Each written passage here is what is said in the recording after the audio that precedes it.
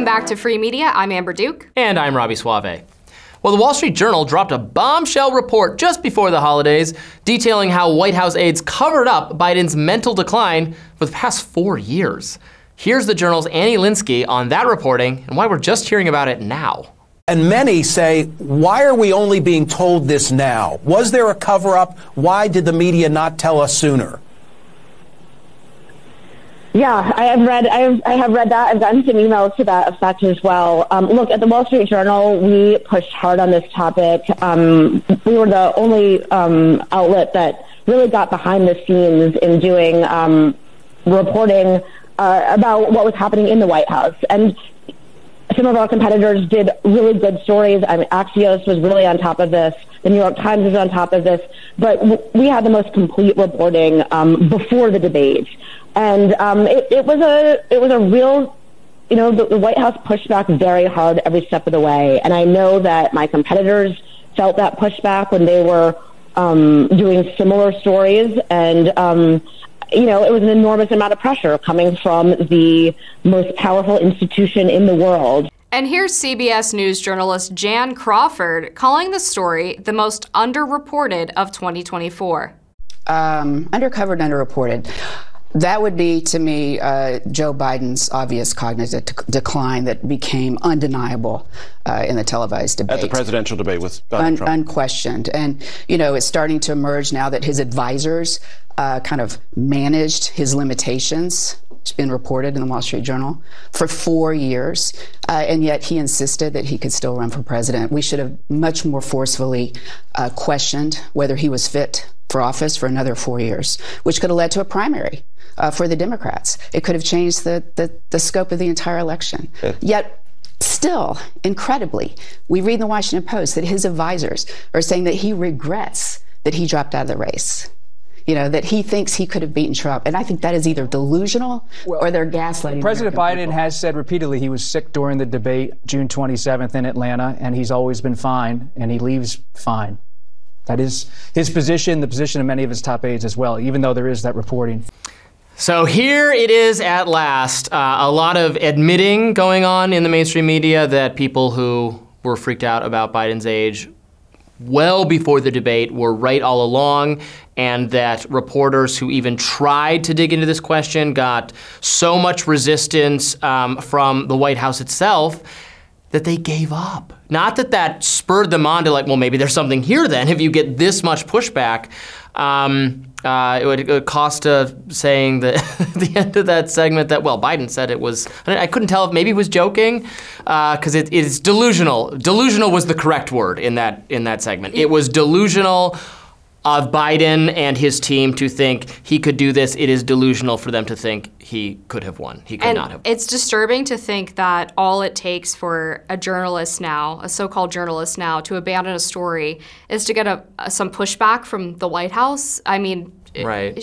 Shouldn't, like you said, shouldn't that either spur you to dig deeper if you really think there's this conspiracy to protect the president? You have people close to him telling you that he's not well, but because Jen Psaki or Karine Jean-Pierre tells you that there's nothing to see here, you just abandon the story entirely? Well, you're telling me they couldn't find any of those anonymous sources they love so much who love to bitch about whatever is happening in the White House, regardless of who the president is. Right. I think there's become way too much reliance on anonymous sources in both kinds of administrations and both kinds of media environments, where it's like anyone who wants to spout off about having had a bad day at work gets to suddenly describe the mood in the White House or in the administration without putting it on the record. But they didn't find enough of those people. They didn't try. It's incredible. And like Joan Crawford was saying, it could have had real consequences, because if these questions were asked at the right time, then you could have had a primary, you could have had a different candidate, and we could have an entire different reality we're living in as we enter into 2025. Yeah, all they did was shoot themselves in the foot, Yeah. meaning the Democratic Party, by refusing to ask these questions earlier and actively covering up Biden's cognitive decline. And I would say, even going back to before him taking office during the 2020 campaign, there were a lot of questions about his ability to do the job. He was campaigning from his basement. I mean, yes, it's a funny line from Trump, but it was also true. I remember doing a breakdown of the hours he was spending on the campaign trail, or even even just doing public events from a Zoom call in his basement, he wasn't even doing 40 hours a week. It was average 30 to 35 in the final 3 to 4 weeks of the campaign. If you expect any American to work 40 hours a week, that's sort of the minimum for a full-time job.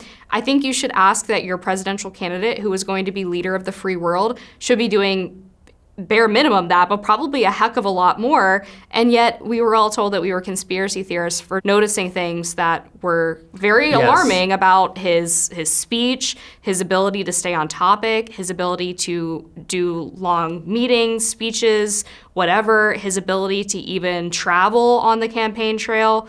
I mean, granted, it was during a pandemic. Yeah, they got away with it because, they got away with it because it was COVID. Yeah, Trump was out there and then Trump got COVID himself, right, like a month before. I think that maybe solidified in some people's mind, oh, right, the cautious approach, look at cautious Biden and this is what this moment calls for, and that ended up really advantaging him at the moment, because if we'd seen more of him, we might have known. And the people, it's one thing for the Ezra Klein-style pundits to not have really known how bad Biden was off until they got a closer glimpse at him heading into nearing the debate performance when Ezra Klein started speaking up about the concerns he had.